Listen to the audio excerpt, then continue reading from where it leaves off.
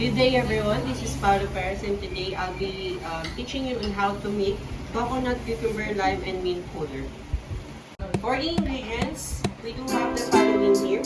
We do have coconut water, cucumber slice, cup of lime juice, sugar, and chop of mint.